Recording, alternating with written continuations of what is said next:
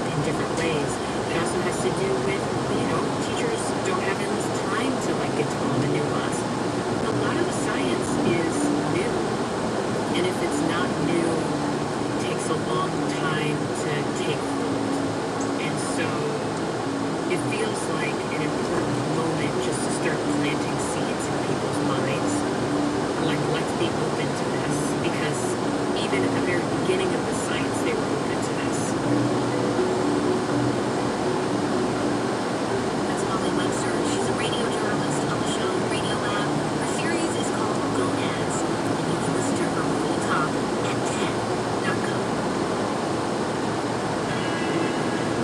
On the show today, the biology of sex. And just as Molly Webster said, our chromosomes carry our genes in DNA molecules. And our DNA tells our bodies how to express themselves physically, whether we have ovaries or testes, whether we have a vagina or penis. What about our brains? There are many theories on how women's brains differ from men's brains. That's neuroscientist Lisa Mosconi on the TED stage. I've been looking at brains for 20 years. Pink and blue, Barbie and Lego, those are all inventions that have nothing to do with the way our brains are built. That said, women's brains differ from men's brains in some respects. Lisa studies the connections between neuroscience and biological sex, specifically when it comes to women's health. And hormones are a big part of that. A lot of people working in my field, like in the brain field, do not really look at hormones that much. We don't think about the reproductive organs as something that could potentially affect the brain. And OBGYNs are not equally prepared, perhaps, to talk about the brain.